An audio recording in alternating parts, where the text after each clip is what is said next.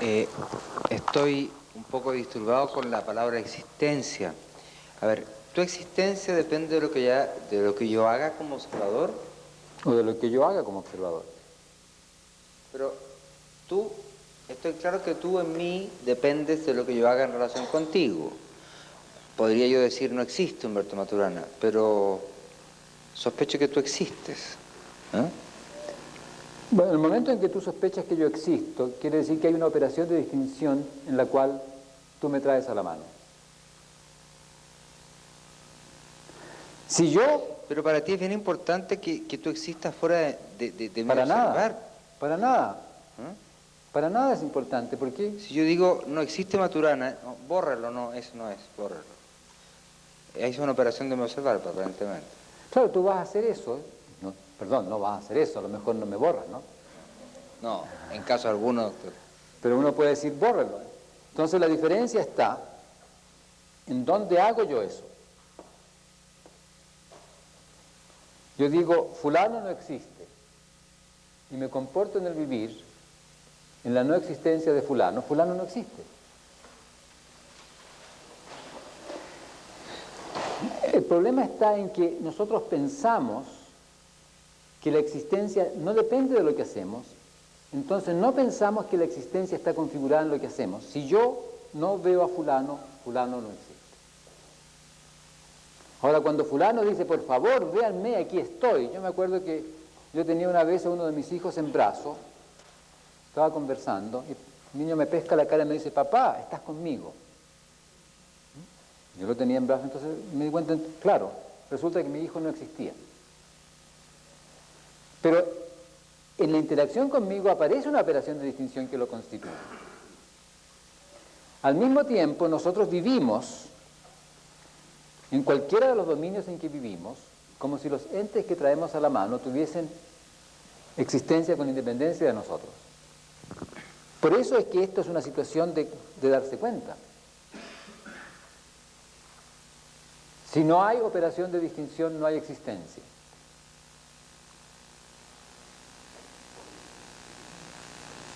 Si yo voy con un tanque y hay una persona allí y no hago la operación de distinción persona, la persona no existe.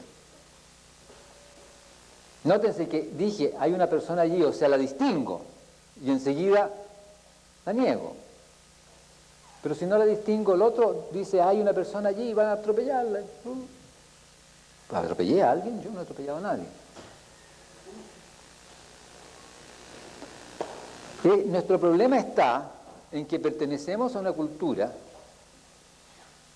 en la cual pensamos que para poder hacer la distinción tiene que haber algo independiente de nosotros allí. Y yo no niego que pertenecemos a esa cultura. No niego que estamos conversando. Pero si yo quiero explicar cómo hacemos lo que hacemos como observadores, me encuentro con que en la experiencia no distinguimos entre ilusión y percepción. Yo no niego la experiencia de estar aquí nosotros conversando. Pero es el estar aquí nosotros conversando lo que nos constituye como personas conversando.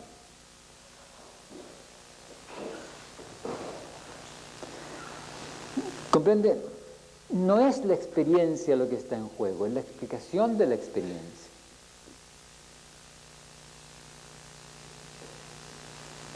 Yo explico mi experiencia haciendo referencia a la realidad cuando estoy en el camino explicativo en el cual no me hago la pregunta por el observador. ¿Cómo es que yo puedo distinguir al vaso porque el vaso existe con independencia de mí? Ahora aquí yo me comporto como si esa afirmación yo la pudiese hacer, porque tengo la habilidad de hacer esa referencia. Aquí me doy cuenta de que esa es una proposición explicativa. Yo no puedo afirmar que algo tiene existencia con independencia de mí. Pienso que, claro, debería ser así, ¿no? Porque si no, ¿cómo se va a explicar? Pero resulta que no lo puedo afirmar, no tiene sentido. Y cuando veamos sobre el lenguaje, nos vamos a dar cuenta que esto que distinguimos como lo real pertenece al lenguaje también. Entonces no es ni siquiera una referencia a algo independiente de nosotros. Porque lo independiente de nosotros no es referible. Entonces alguien puede preguntar, ¿y cómo surge la experiencia? Le pasa a uno. La experiencia surge de la nada. Eso parece una cosa tremenda. Bueno, pero los físicos hablan, por ejemplo, Hoyle habla del surgimiento de la materia de la nada. No estoy usando a Fred Hoyle como un argumento para lo que estoy diciendo. Estoy mostrando que hay otras situaciones en las cuales la gente dice, ajá, hay situaciones experienciales con las cuales uno se encuentra que aquello que uno distingue surge de la nada. Es decir, uno no puede decir nada con respecto al trasfondo de lo cual surge, uno solamente se encuentra con que surge.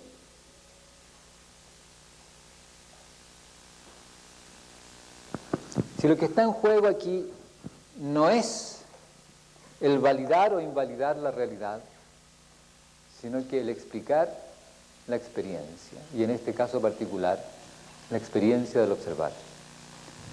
Ahora, claro que esto va en contra de la cosa que uno cree cotidianamente, ciertamente, pero díganme ustedes, si yo digo, el sol en verano se levanta sobre los Andes a las 5 de la mañana,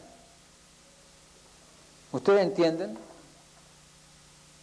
En Santiago de Chile, porque en Argentina no se levanta sobre los Andes, se pone detrás de los Andes. ¿Ustedes entienden eso? El sol se levanta, da la vuelta y se pone. Pregunta, ¿se levanta el sol? No. Y todos sabemos que el sol no se levanta. Nos movemos como si el sol se levantase, pero sabemos que no es así. Toda nuestra experiencia nos dice que el sol se levanta, pero la explicación nos dice que no es así. Que la Tierra está girando sobre sí misma. Y claro, como ya lo hemos vivido un tiempo suficientemente largo, lo aceptamos y el niño lo aprende sin... Un segundo, por favor. Y el niño lo aprende sin ningún problema. Pero eso es una situación clara y precisa en la cual nosotros sabemos que la explicación de la experiencia hace referencia a cosas que están fuera de esta experiencia que estamos explicando, pero hace referencia a otras experiencias. Bueno, yo no estoy haciendo en ese sentido nada diferente. Estoy diciendo que en tanto estas otras experiencias, como ilusión, percepción, el que la mentira sea en el presente y que el error sea posterior, y etcétera, todo eso nos revela de que nosotros no podemos decir nada sobre algo independiente de nosotros. Por lo tanto, la existencia no es independiente de nosotros, sino que tiene que ver con lo que hacemos. Y por eso es que surgen distintas cosas.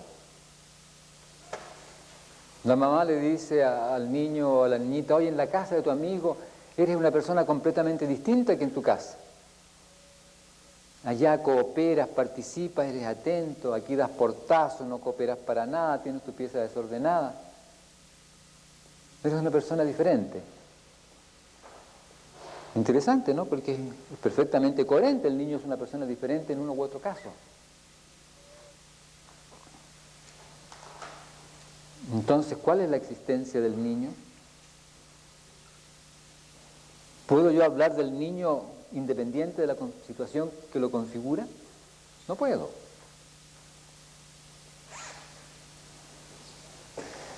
Pero lo que yo estoy haciendo es invitarlo a darse cuenta de que eso no es una mera situación circunstancial. Que aquí hay una cosa más fundamental. Ahora, claro, si yo me angustio porque yo vivo en un mundo que, compenetrado del aceptar la realidad como algo que surge del hecho de que yo puedo hacer referencia a ella, esta reflexión resulta amenazante. Pero resulta que todos hemos vivido sin poder distinguir en la experiencia entre ilusión y percepción toda la vida. Estamos como el burgués gentilhombre de Molière que de pronto descubre que hablaba en prosa. Claro que le cambió la vida cuando descubrió que hablaba en prosa. Pero resultó que en el momento en que descubre que habla en prosa, descubre que ha hablado toda la vida en prosa. Pero antes no había hablado toda la vida en prosa. Le cambió la vida. Nosotros también, pero en el momento en que descubrimos que no podemos distinguir en la experiencia entre ilusión y percepción, ¿nos cambia la vida? Claro que sí. Pero en el momento en que nos cambia la vida, nos damos también cuenta de que aceptando eso, toda la vida hemos vivido sin distinguir entre ilusión y percepción. Y hemos hecho todas las cosas que decimos que hemos hecho. ¿Por qué digo esto todo así? Porque el problema no es la experiencia, es la explicación de la experiencia. La realidad, en el momento en que acepto la pregunta por el observador, aparece inmediatamente como un argumento explicativo. Si no acepto la pregunta por el observador, la realidad aparece como aquello a lo cual yo puedo hacer referencia porque tengo la habilidad de hacer referencia, porque soy un ser consciente, racional, bla, bla, bla, bla. Acepto la pregunta, me cambió todo. ¿Sí? Cada vez que creo que empiezo a entender, entiendo Menos.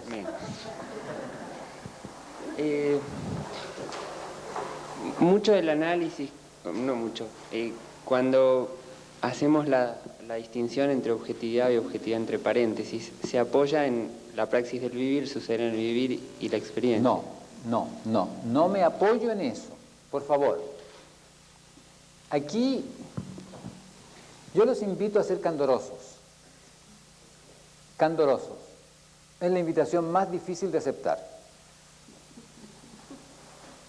Porque ser candoroso quiere decir aceptar la situación como ésta se va presentando sin deformarla continuamente con las creencias que uno tiene sobre cómo es lo que está pasando.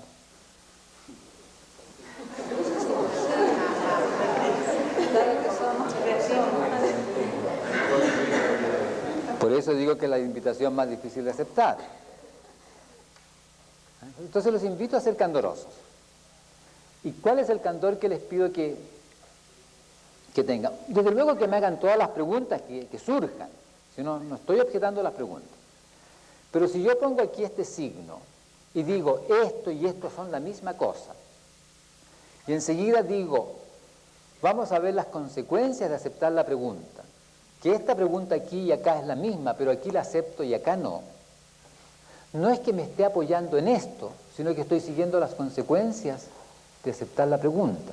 De formación, entonces, de mi formación, quizás en matemática, eso significa sí, solo sí. Observador, observar, sí, solo sí, claro, se da la son la misma cosa. Bueno. O sea, sí, solo sí. O sea, yo no estoy... justamente por eso lo pongo. Bueno, yo la pregunta decía, si es que se funda. Bueno, no se funda. La experiencia sale de la nada. Nos apoyamos en una explicación de un físico. No dije, no lo estoy usando como argumento, no estoy usando a Fred Hoyle como argumento, estoy diciendo, ven ustedes, aquí hay otras personas que se han encontrado con situaciones en las cuales se ven en la necesidad de reconocer que algo surge en circunstancias que no puede decir nada sobre de dónde surge. Supóngase que usted está en una fiesta y está conversando con alguien y de pronto alguien le toca el hombro y es un amigo y usted dice, ¿y tú? ¿De dónde sales?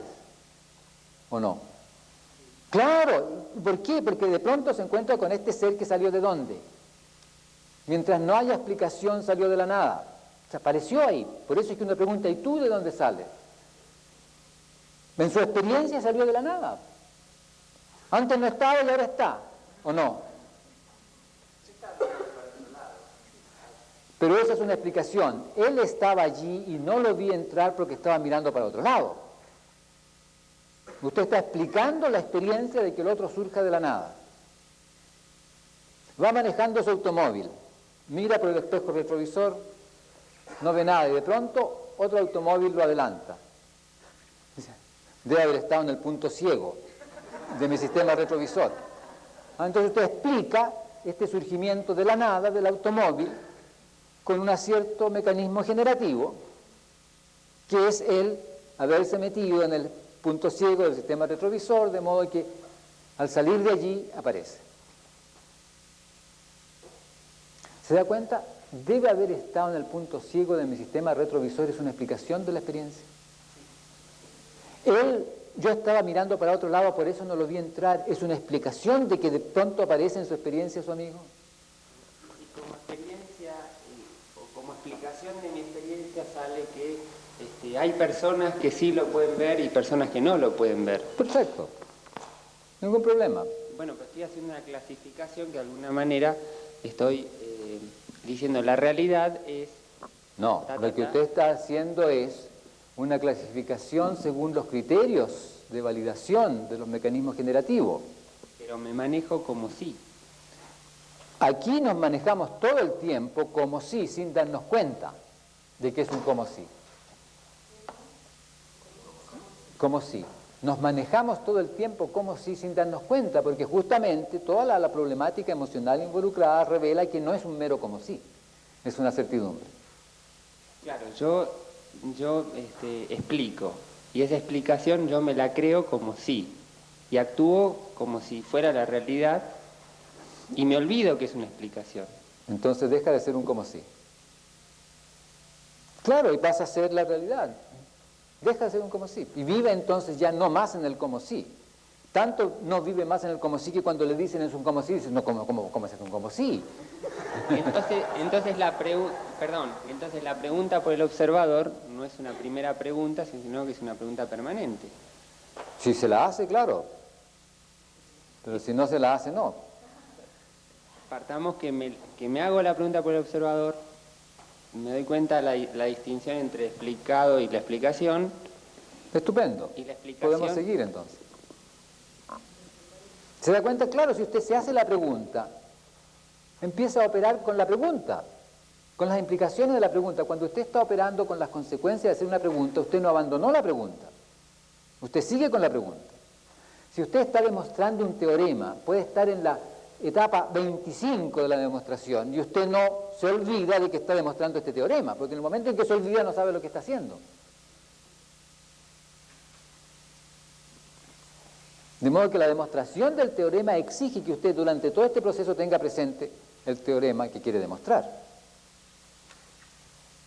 Porque la demostración va a consistir precisamente en que como resultado de este proceso usted obtiene esto, o algo que equivale a validar esto.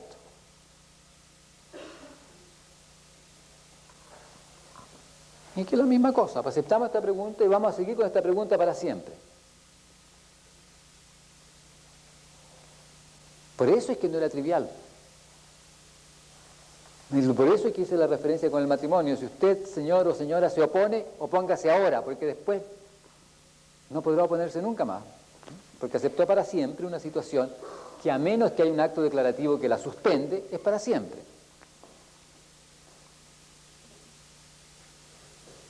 Yo quisiera contribuir a una reflexión sobre lo siguiente. Es tan fuerte la resistencia a la pregunta que estaba planteándome la explicación eterna de la literatura. O sea, que la literatura existe independiente de un observador que hace la literatura, que en el fondo es leerla. O sea, ¿a qué nivel nosotros somos capaces de decir que existe una realidad en un libro, ¿no es cierto? Y decir que ese libro existe, si no existe la experiencia de leerlo. Claro. O sea, para llevar al extremo la resistencia a la pregunta sobre el observar y observar. Muchas gracias. Precisamente pasa eso. Todas las discusiones de la hermenéutica, la obra existe cuando se lee o existe antes que se lee. Gracias, por supuesto, tiene que ver con eso. Pero, por favor, el propósito de esto no es crear angustia, ¿no? Pero si se produce angustia, se pasa nomás. Y el propósito no es obtener un resultado. Yo no estoy desarrollando esto, casi digo desenrollando. Un amigo me dijo, el culebrón que sacaste. No estoy presentando o configurando esto para obtener un resultado. Lo interesante de esto es que si uno sigue las consecuencias se va encontrando con estas cosas que resultan, como por ejemplo el que la noción de realidad aparece como un argumento explicativo de la experiencia.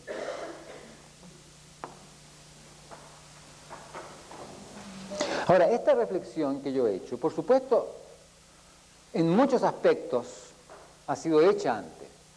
Toda la problemática de la hermenéutica tiene que ver con esto. Hay un fisiólogo, Craig,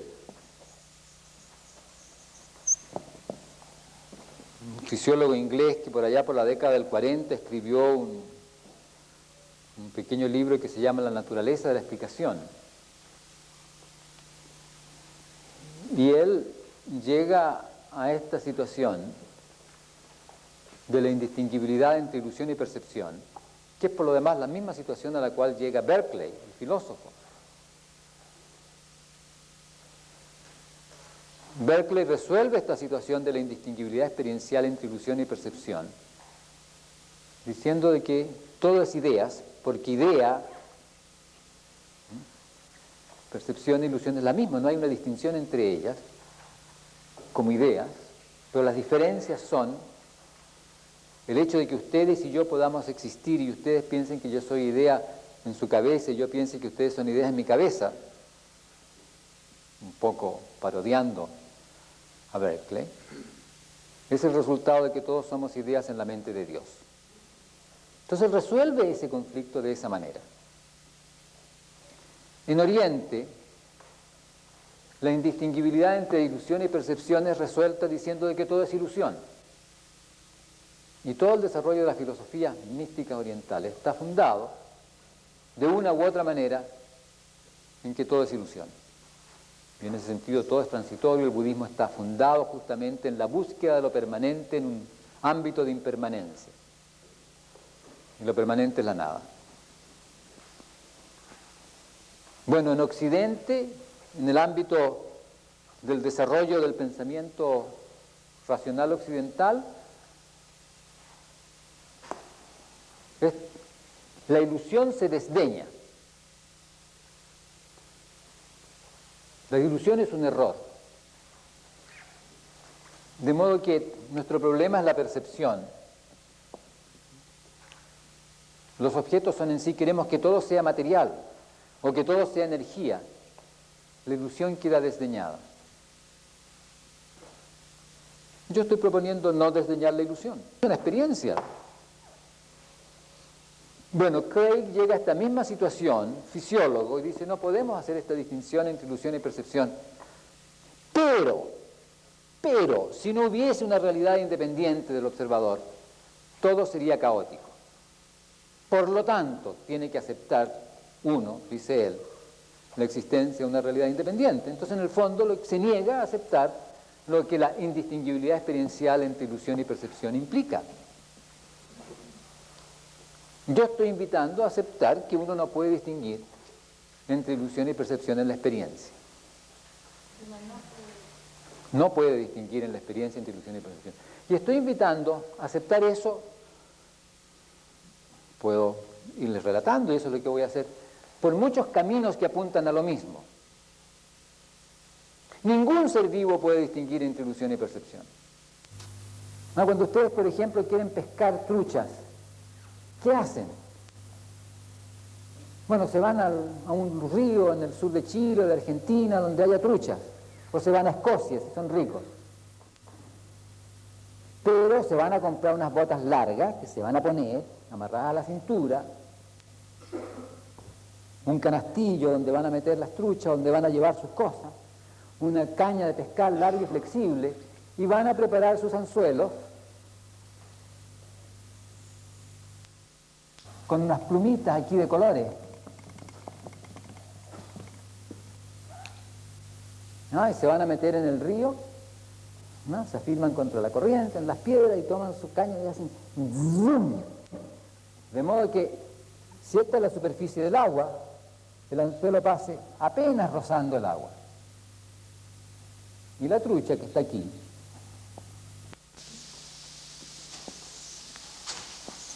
salta, pesca el anzuelo y se da un manotazo en la cabeza y dice, me pescaron. ¿A qué saltó la trucha? Claro, a un insecto que estaba volando por ahí. Solamente después descubrió que el insecto era una ilusión. ¿Se dan cuenta de lo que estoy diciendo? Claro, la trucha no hace la reflexión y no se da un manotazo en la cabeza, hace otras cosas, coletea. Pero resulta que la trucha no puede distinguir en la experiencia entre lo que llamamos ilusión y percepción. Esta cosa que pasa por aquí es un insecto. Y es al insecto hacia donde salta la trucha. Es el insecto lo que atrapa, pero no atrapa un insecto, atrapa otra cosa.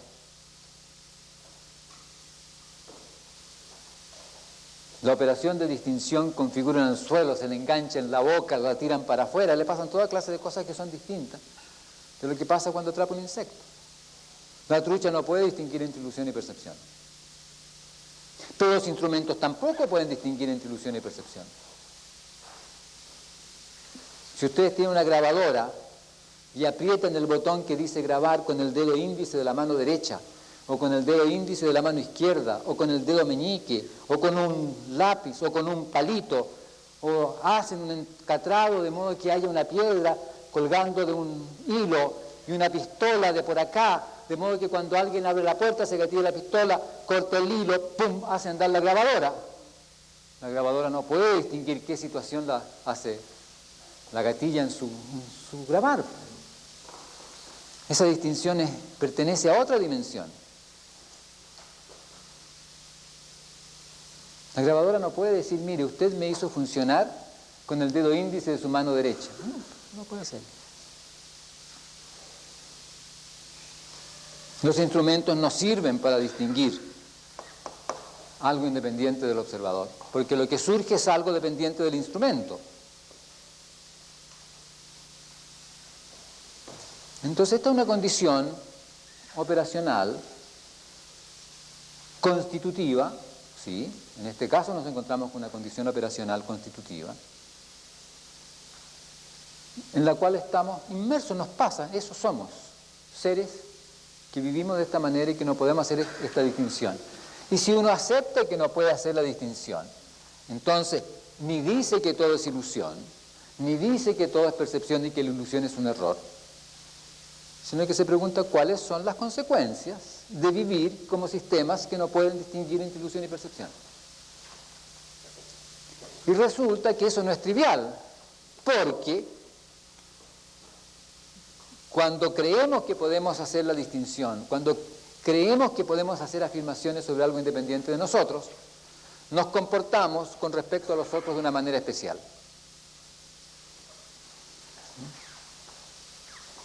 Nuestras afirmaciones cognoscitivas pasan a ser o se viven como exigencias. Y claro, podemos estar felices con eso, o no. Yo les voy a mostrar más adelante cómo lo corriente es que no estemos felices con eso.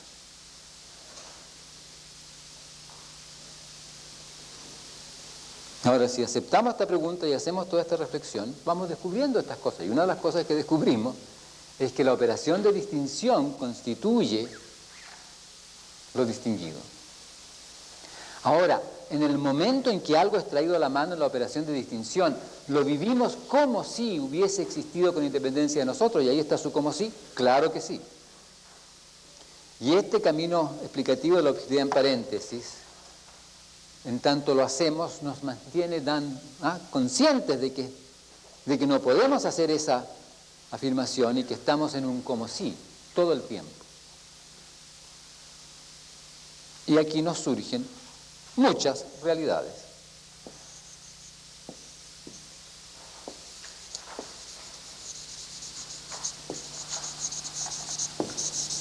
Y estas muchas realidades no son muchos dominios de objetos independientes del observador, son muchos dominios de objetos, de entes, de res.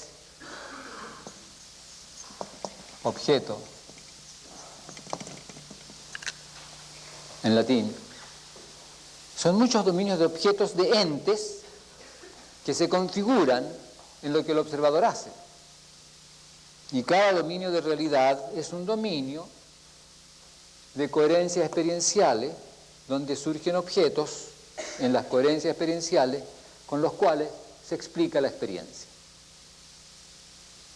Y uno descubre que uno no explica la realidad, sino que explica la experiencia y que usa la experiencia para explicar la experiencia. Y búsquense al científico que quieran y se van a encontrar con que usa la experiencia para explicar la experiencia. Y búsquense al filósofo que quieran y se va a encontrar con que se mueven las coherencias con premisas fundamentales que acepta a priori.